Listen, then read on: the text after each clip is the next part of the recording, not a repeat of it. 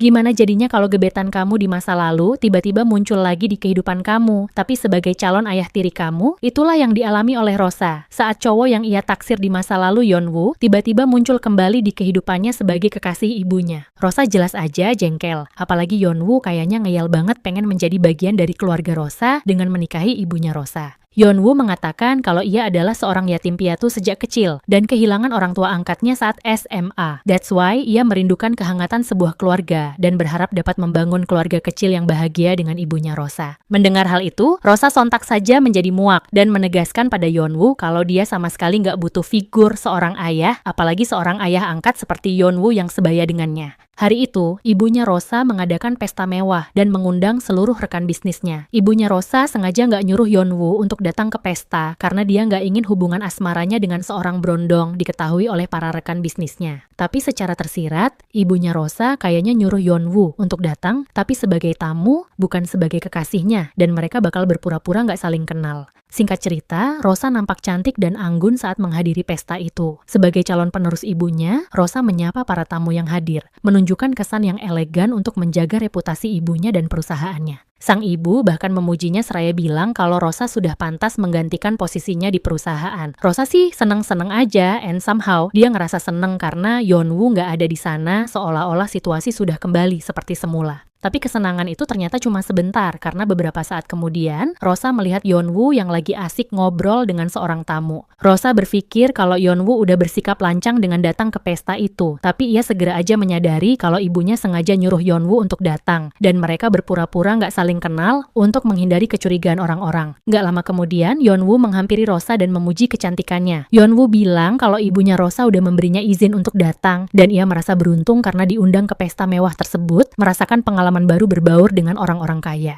Muak dengan kehadiran Yeonwoo di sana, Rosa lantas menegur Yeonwoo dan memperingatkan Yeonwoo untuk segera pergi. Karena pesta tersebut adalah pesta khusus untuk para rekan bisnis ibunya dan tamu-tamu VIP, sehingga Yeonwoo nggak layak berada di sana. Tapi Yeonwoo bersikeras untuk tetap tinggal dan malah bergabung dengan para tamu di ruang VIP. Seorang wanita parubaya nampak tertarik pada Yeonwoo dan menawarkan minuman padanya. Tanpa merasa curiga, Yeonwoo lantas meminumnya, tapi wanita itu malah melanggar batasan di antara mereka, sehingga Yeonwoo langsung pergi meninggalkannya. Saat hendak keluar dari sana, Yeonwoo tiba-tiba merasa seluruh tubuhnya panas seperti terbakar. Napasnya menjadi tak beraturan, dan ia berkeringat parah. Si tukang kebun, Jungmi, yang menyadari kondisi Yeonwoo, berinisiatif untuk menolongnya. Tapi Jungmi ternyata memiliki maksud lain. Jungmi rupanya tertarik pada Yeonwoo sejak mereka pertama kali bertemu. Jungmi pun berusaha menggoda Yeonwoo dan memanfaatkan kesempatan saat Yeonwoo dalam kondisi nggak stabil seperti saat ini. Tapi Yeonwoo berusaha mempertahankan akal sehatnya, menepis tangan Jungmi dan menyuruh Jungmi pergi. Alih-alih pergi, Jungmi malah menghina Yeonwoo dengan menyebutnya sebagai mokondo yang hanya mengincar kekayaan ibunya Rosa. Mendengar hal itu, Yeonwoo sontak aja menjadi jengkel, tapi Jungmi malah memeluknya, mengambil kesempatan untuk berdekatan dengan Yeonwoo.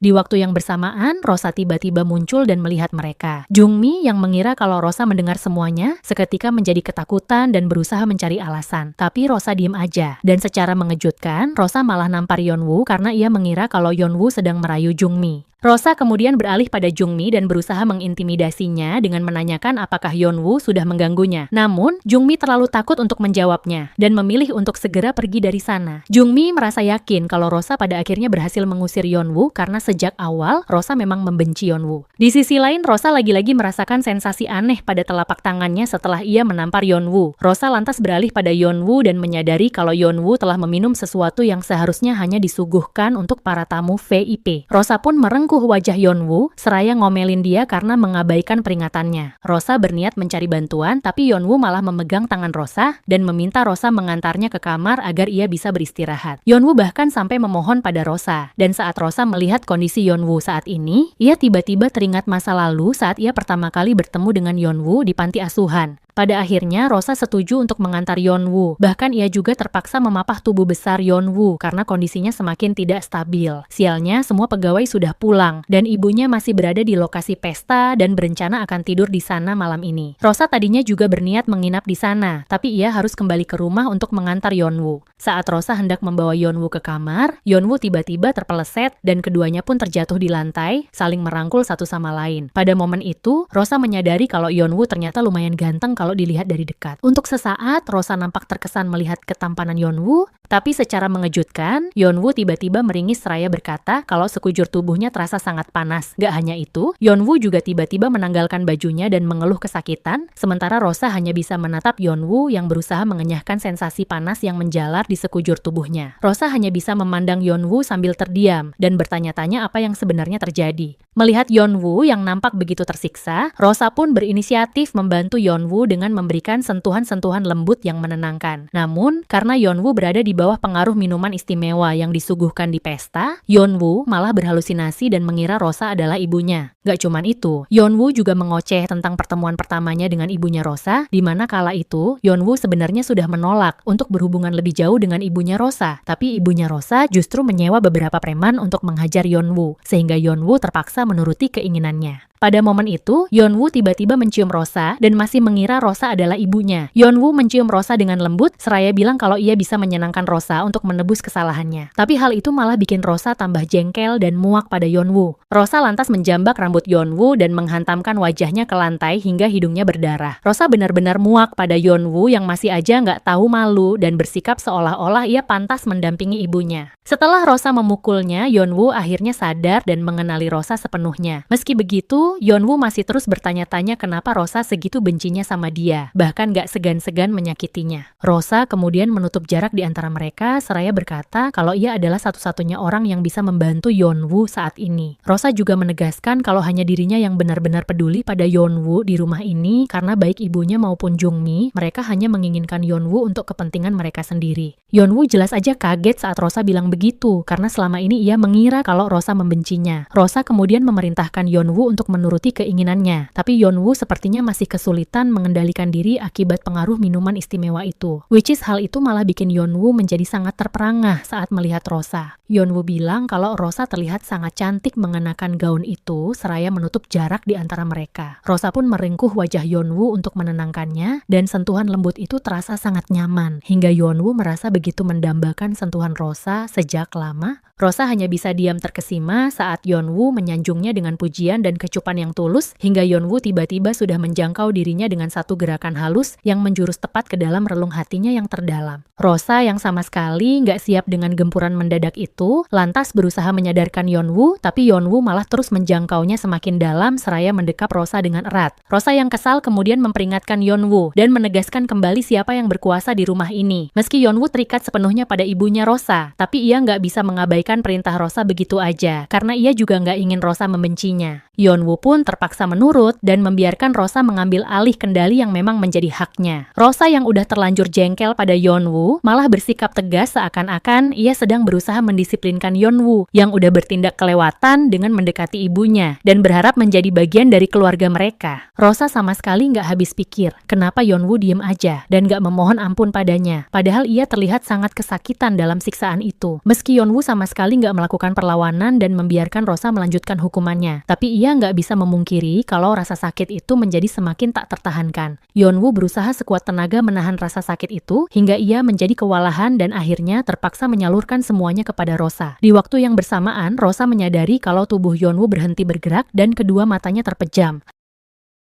Rosa pun berusaha membangunkan Yeonwoo, tapi Yeonwoo sepertinya kehilangan kesadaran. Gak lama kemudian Yeonwoo akhirnya bangun dan menemukan kalau ia ketiduran di sofa. Yeonwoo nampak terengah-engah seolah-olah dia baru aja mengalami mimpi buruk. Yeonwoo kemudian menemui Rosa di kamarnya untuk menanyakan tentang apa yang baru saja terjadi di antara mereka. Tapi saat melihat Rosa, Yeonwoo justru menjadi bimbang dan malah bertanya apakah Rosa berniat mengusirnya. Rosa langsung aja berterus terang menceritakan semua hal yang terjadi kemarin, seraya menegaskan kalau ia memang berniat mengusir Yeonwoo, cepat atau lambat. Rupanya, Yeonwoo nggak ingat kalau ia udah berbagi momen kehangatan dengan Rosa, dan hanya ingat tentang Rosa yang tiba-tiba muncul dan menamparnya saat ia berselisih dengan Jungmi. Menyadari hal itu, Rosa pun gak ingin repot-repot menjelaskan semuanya dan memilih mengintimidasi Yeonwoo secara mental agar Yeonwoo pergi meninggalkan rumah ini atas keinginannya sendiri. Yeonwoo sontak aja menjadi kaget saat Rosa bilang begitu, karena dia sama sekali gak punya keinginan untuk pergi dari sana. Secara mengejutkan, Rosa tiba-tiba melangkah maju mendekati Yeonwoo dan merangkulnya. Rosa kemudian memakaikan kalung milik Yeonwoo seraya berkata kalau mulai sekarang mereka harus berusaha akur sebagai ayah dan anak. Yeonwoo nampak terkesiap, tapi Rosa gak melanjutkan penjelasannya dan langsung masuk ke kamarnya. Keesokan harinya semua orang, termasuk ibunya Rosa, dikejutkan dengan tanaman bonsai yang mati begitu aja. Yeonwoo menyadari kalau ibunya Rosa nampak begitu jengkel, sementara Jungmi hanya bisa berlutut meminta maaf di hadapannya. Saat Jungmi hendak pergi dari sana, ia berpapasan dengan Rosa, dan secara nggak terduga, ia malah menyalahkan Rosa atas semua yang terjadi. Rosa pun heran kenapa Jungmi malah menyalahkan dirinya atas kelalaian yang menyebabkan ia dipecat dari pekerjaannya. Tapi Jungmi merasa yakin kalau Rosa telah menyabotase semuanya. Rosa jelas aja ogah disalahkan gitu aja, dan malah mengungkit-ungkit tentang kejadian beberapa waktu lalu saat ia memergoki Jungmi mendekati Yeonwoo yang lagi tidur di rumah kaca. Pada momen itu, Rosa menegaskan kembali posisinya sebagai majikan di hadapan Jungmi, seraya mengatakan kalau ia sangat membenci orang-orang yang berani menyentuh barang miliknya.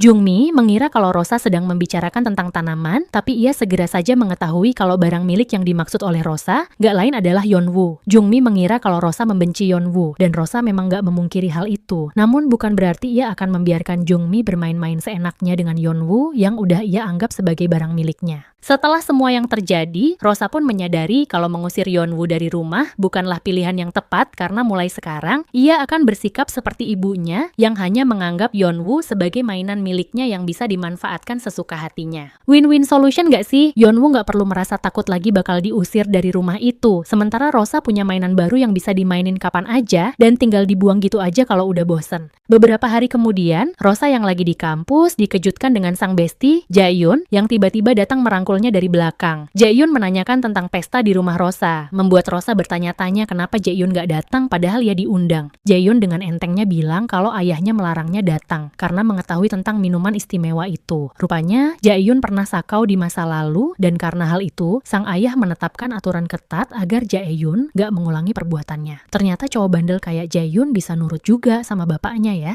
Jaehyun kemudian ngajak Rosa buat kerja kelompok bareng di rumahnya. Tapi Rosa menyadari kalau tabletnya ketinggalan dan nyuruh pelayannya buat nganterin tablet itu ke kampus. Namun, saat si pelayan terburu-buru menuruni tangga, ia malah terjatuh dan kakinya terluka. Mengetahui hal itu, Yeonwoo pun berinisiatif menggantikan si pelayan buat nganterin tablet itu ke kampus Rosa. Saat jam makan siang, Rosa tiba-tiba mendapat panggilan telepon dari nomor nggak dikenal. Dan di waktu yang bersamaan, Yeonwoo datang menghampirinya. Rosa seketika menjadi sangat terkejut karena Yeonwoo tiba-tiba muncul di hadapan teman-temannya. Karena Rosa mendelik padanya, Yeonwoo dengan ramah memperkenalkan diri sebagai temannya Rosa, tapi Jaehyun segera saja mengetahui kalau Yeonwoo adalah calon ayah tiri Rosa yang saat ini tinggal di rumahnya. Jaehyun mengakui kalau Yeonwoo emang ganteng dan wajar kalau Rosa sampai segitu jengkelnya karena Yeonwoo juga sebaya dengan mereka. Tapi ya udah deh, Jaehyun ogah terlibat percakapan lebih jauh dengan Yeonwoo dan ngeluyur pergi gitu aja. Mengetahui kalau Yeonwoo datang untuk mengantarkan tabletnya, Rosa pun langsung merebut benda itu dan nyuruh Yeonwoo pulang, tapi Yeonwoo malah meminta Rosa mengajaknya berkeliling kampus dan seolah-olah mengabaikan tatapan jengkel yang ditujukan Rosa kepadanya. Saat mereka lagi jalan bareng, hujan tiba-tiba turun dan mereka pun terpaksa sepayung berdua. Pada momen itu, Yeonwoo memberanikan diri bertanya pada Rosa tentang kejadian malam itu. Yeonwoo mengaku nggak ingat apa-apa dan meminta Rosa untuk melupakan semuanya. Yeonwoo juga meminta maaf jika ia telah melakukan sesuatu yang lancang, seraya menyinggung tentang mereka yang akan menjadi keluarga. Perkataan Yeonwoo jelas aja bikin Rosa kesel dan menghina Yeonwoo sebagai mokondo yang hanya mengincar harta ibunya. Rosa udah muak banget sama Yeonwoo yang berpura-pura bersikap polos dan baik hati. Yeonwoo berusaha membela diri dan menegaskan kalau ia nggak pernah menjalin hubungan semacam itu dengan orang lain dan ibunya Rosa adalah yang pertama baginya. Setelah menjelaskan semuanya, Yeonwoo pun berjalan pergi meninggalkan Rosa, tapi secara nggak terduga, Rosa malah menghampiri Yeonwoo dan mengonfrontasinya dengan kata-kata tajam. Setelah puas menghina Yeonwoo, Rosa lantas menciumnya, nggak memedulikan Yeonwoo yang berusaha melepaskan diri dari ciuman paksaan itu. Karena Rosa terus mendesaknya, Yeonwoo pun terpaksa mendorong Rosa hingga ia terjatuh dan basah kuyup. Di tengah hujan, Rosa malah tertawa, nampak begitu puas karena ia telah memberi pelajaran pada Yeonwoo. Rosa lantas bangkit dan sekali lagi memperingatkan Yeonwoo untuk berhenti bermimpi karena sampai kapanpun ia nggak akan sudi menerima Yeonwoo sebagai bagian dari keluarganya. Yeonwoo hanya bisa terdiam menahan kepedihan dan air mata yang tak terbendung lagi akibat hinaan yang dilontarkan oleh Rosa. Scene kemudian beralih ke masa lalu, memperlihatkan Yeonwoo kecil yang dibuang ke panti asuhan hingga ia tumbuh dewasa bersama orang tua angkat yang pada akhirnya meninggalkannya untuk selamanya. tuanya. Sejak saat itu, hidup Yeonwoo bagai di neraka karena orang tua angkatnya meninggalkan utang yang sangat banyak. Yeonwoo bekerja mengandalkan tubuh dan wajahnya yang rupawan, tapi ia kerap kali mendapat hukuman karena menolak melakukan perintah dari para pelanggannya. Akibatnya, Yeonwoo dihajar habis-habisan karena hal itu, bahkan mereka berkata akan menggambar tato di punggungnya karena para pelanggan merasa jijik dengan bekas luka itu.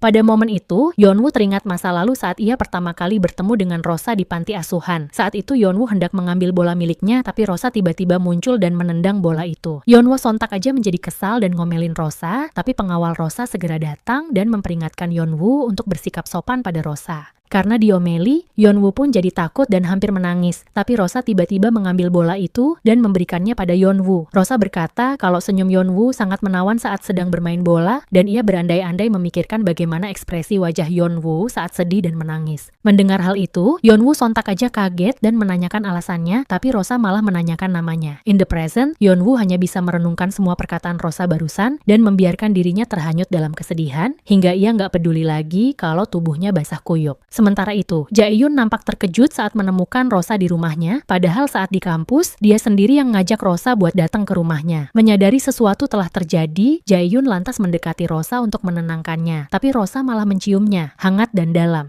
Jae-yoon, yang udah mengetahui kebiasaan Rosa, segera aja menyadari kalau Rosa lagi bad mood, karena Rosa langsung ngajakin dia buat main bareng. Jae-yoon sebenarnya ogah karena dia selalu jadi pelampiasan, tapi dia juga nggak sanggup nolak ajakan Rosa. Jae-yoon kadang suka nggak ngerti jalan pikiran Rosa, tapi sedikit banyak dia bisa memahami Rosa dengan semua masalah dan keribetan yang lumrah dialami oleh anak-anak dari keluarga kaya seperti mereka. Setelah berbagi momen kehangatan, Jae-yoon lantas menanyakan kondisi Rosa, berharap gadis itu sudah merasa lebih baik dan menceritakan semuanya. Di sisi lain, Yeonwoo baru aja tiba di rumah saat ibunya Rosa datang bersama pengawalnya. Melihat Yeonwoo yang basah kuyup, ibunya Rosa nampak khawatir dan nyuruh pengawalnya buat mayungin Yeonwoo, tapi Yeonwoo hanya tersenyum untuk menutupi kesedihannya. Kira-kira gimana nasib Yeonwoo ke depannya ya? Apakah Rosa bakal ngaduin Yeonwoo kepada ibunya biar Yeonwoo diusir dari rumah? Ataukah Rosa bakal membiarkan Yeonwoo tetap berada di sisinya agar bisa mempermainkannya sesuka hati? Like and subscribe kalau kamu pengen tahu kelanjutannya.